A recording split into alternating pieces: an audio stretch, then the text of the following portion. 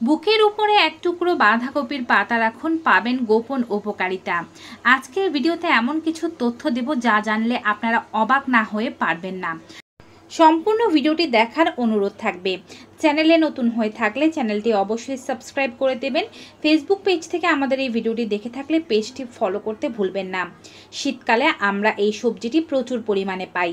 বাঁধাকপিতে antioxidant পাওয়া যায় এবং এর ফাইটোনিউট্রিয়েন্টস আমাদের কোষকে সজীব রাখে, কোষের প্রদাহ দূর করে, শরীরের ফোলাভাব কমায়। হার্টের অসুখ থেকে শুরু করে ডায়াবেটিস রোগীদের জন্য এটি খুবই ভালো। মনে রাখবেন, বাঁধাকপি এমন একটি সবজি যা রোগ প্রতিরোধ ক্ষমতা বাড়াতে পারে আমাদের শরীরে। বাঁধাকপিতে উপস্থিত ফাইটোনিউট্রিয়েন্ট যেমন পলিফেনল এবং গ্লুকোসিনোলেট নামক উপাদান শরীরের অ্যান্টিঅক্সিডেন্ট এবং অ্যান্টি ইনফ্লামেটরি উপাদানের মাত্রা বাড়িয়ে দেয়। এটি করোনারি আর্টারির ডিজিজ এবং হার্টের রোগের প্রকোপের পাশাপাশি ক্যান্সার ও অ্যালজাইমারের মতো রোগ দূরে রাখতে সাহায্য করে থাকে। এতে প্রচুর পরিমাণে ভিটামিন কে থাকার কারণে এটি খাওয়ার ফলে হাড় খুবই মজবুত হয়। ক্যালসিয়ামের ভান্ডার হচ্ছে বাঁধাকপি। আপনি এটি নিয়মিত খেলে শরীরের ব্যথার সমস্যা থেকে থাকলে বা ভিটামিন কে এর অভাবজনিত কোনো সমস্যা থেকে থাকলে তা দূর হয়। যাদের দেহে ভিটামিন সি এর অভাব রয়েছে তারা অবশ্যই বাঁধাকপি খাবেন, কারণ বাঁধাকপিতে প্রচুর পরিমাণে ভিটামিন সি পাওয়া যায়, যা রোগ প্রতিরোধ ক্ষমতা বাড়ায়, শরীরে রক্ত বাড়ায়, ত্বক ও চুলের বিভিন্ন ধরনের ইনফেকশন দূর করে এবং ত্বক ও চুলকে সুন্দর করতে সাহায্য করে। ডায়াবেটিসের জন্য বাঁধাকপির জুস খুবই ভালো। একটানা এক অনুসারে যদি আপনি 60 দিন পর্যন্ত বাঁধাকপির জুস খান, সেক্ষেত্রে আপনার রক্তে শর্করার মাত্রা স্বাভাবিক লেভেলে চলে আসবে। এতে খুব স্বল্প পরিমাণে গ্লাইসেমিক ইন্ডেক্স রয়েছে, যা ডায়াবেটিস রোগীদের জন্য ভালো বলে প্রমাণিত হয়েছে। এছাড়াও বাঁধাকপি ওজন কমাতে সাহায্য করে থাকে।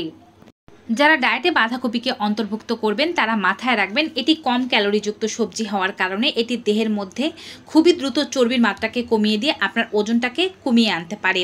বাঁধাকপি খেলে বুদ্ধি বাড়ে। ভিটামিন কে যেই সবজিগুলোতে পাবেন সেই সবজিগুলো খেলে ব্রেনের জন্য এটি খুবই ভালো এবং নার্ভের ক্ষতির হাত থেকে আমাদেরকে রক্ষা করতে সাহায্য করে।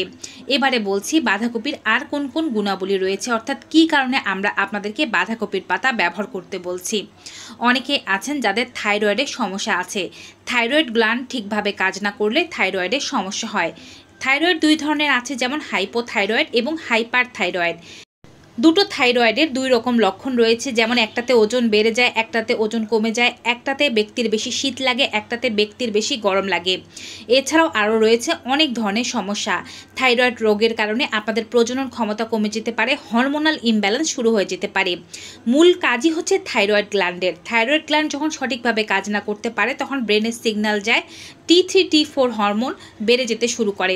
তাই বুঝতে হবে কিভাবে থাইরয়েড গ্ল্যান্ডকে সঠিকভাবে কাজ করাতে হবে। থাইরয়েড গ্ল্যান্ডকে আপনি সঠিকভাবে কাজ করাতে চাইলে বাঁধাকপির পাতা ছেড়ে নিন, মাঝেরগুলো। এবারে এখান থেকে নরম পাতাগুলো আপনার গলায় সারা রাত পেঁচিয়ে রাখুন। পেঁচিয়ে রাখার সময় একটি সুতার সাহায্যে বেঁধে রাখতে পারেন। এতে করে থাইরয়েড গ্ল্যান্ড স্টিমুলেট হবে এবং হরমোন সঠিকভাবে নিঃসৃত করতে সাহায্য করবে।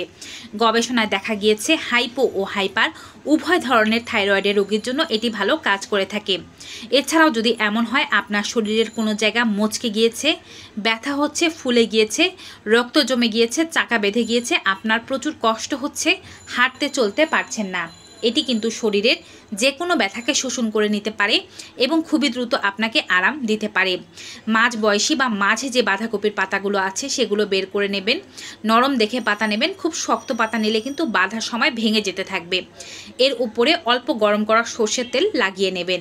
তারপরে আপনার যে স্থানে ব্যথা হচ্ছে সেই জায়গায় পেঁচিয়ে পেঁচিয়ে বাঁধাকপির পাতাগুলো বেঁধে নেবেন। সারা রাত যেন রাখতে পারেন, এজন্য মোটা একটা সুতার সাহায্যে বেঁধে রাখবেন। সারা রাত এভাবে রেখে দেবেন, সকালবেলা উঠে পাতাগুলো খুলে ফেলবেন। এভাবে 7 দিন করুন। যে কোনো ধরনের মচকে যাওয়া, ব্যথা পাওয়া, রক্ত জমে যাওয়া কিংবা যে কোনো ধরনের বাতের ব্যথা খুবই দ্রুত বাঁধাকপির পাতা শোষণ করে নিয়ে আপনাকে আরাম দিতে পারবে। এরপরে আছে মাথা ব্যথা ও মাইগ্রেনের সমস্যা। যারা মাথা ব্যথা ও মাইগ্রেনের যন্ত্রণায় কষ্ট পাচ্ছেন তারা মাথা ব্যথার সময় কিন্তু মাথার মধ্যে বাঁধাকপির পাতা পেঁচিয়ে রাখতে পারেন। এতে করে মাথার ব্যথা শোষণ করে নেবে এ পাতা। এবারে সর্বশেষে বলছি বিবাহিত নারীরা এবং অবিবাহিত মেয়েরাও কিভাবে এই পাতাকে ব্যবহার করতে পারেন। অনেক সময় মেয়েদের পিরিয়ডের আগে বা পিরিয়ডের সময় স্তন প্রচুর ফুলে যায়, স্তনে ব্যথা হতে থাকে। আবার সন্তান প্রসবের পরও মহিলাদের এমন হতে পারে স্তনে দুধ জমে চাকা চাকা বেঁধে যেতে পারে, স্তন প্রচুর ফুলে যেতে পারে, শক্ত হয়ে যেতে পারে এবং ব্যথা হতে পারে। এমন ধরনের ব্যথার যন্ত্রণা থেকে মুক্তি পাওয়ার জন্য আপনি বাঁধাকপির পাতা টুকরো করে কেটে নিন। তারপরে এগুলোকে ফ্রিজে রাখুন। মাঝখানের দিকের মোটামুটিভাবে নরম যে পাতাগুলো আছে সেগুলো নেবেন, ফ্রিজের মধ্যে রেখে দেবেন। 3 থেকে 4 জোড়া রাখতে পারেন। তারপরে এই পাতাগুলো ফ্রিজে আধা ঘন্টা রেখে দুটো পাতা বের করে আপনার অন্তর্বাসের ভেতরে আপনার স্তনের উপরে লাগিয়ে রাখুন। আধা থেকে 1 ঘন্টা লাগিয়ে রাখার পরে তারপরে এই পাতাগুলো পরিবর্তন করে আবার নতুন পাতা নিন। এভাবে কিছুক্ষণের মধ্যেই আপনি খেয়াল করবেন আপনার স্তনের ব্যথা চলে যাচ্ছে, দুধ জমে থাকলে সেটি বেরিয়ে যাচ্ছে, বা আপনার যে চাকা চাকা ভাব বেঁধে গিয়েছিল সেটি ভালো হতে শুরু করেছে। তো ভিউয়ার্স, ভিডিওটি কেমন লাগলো কমেন্ট বক্সে জানাতে ভুলবেন না। ভালো উপকারী মনে হয়ে থাকলে ভিডিওটি সকলের মাঝে বেশি বেশি করে শেয়ার করে দিন।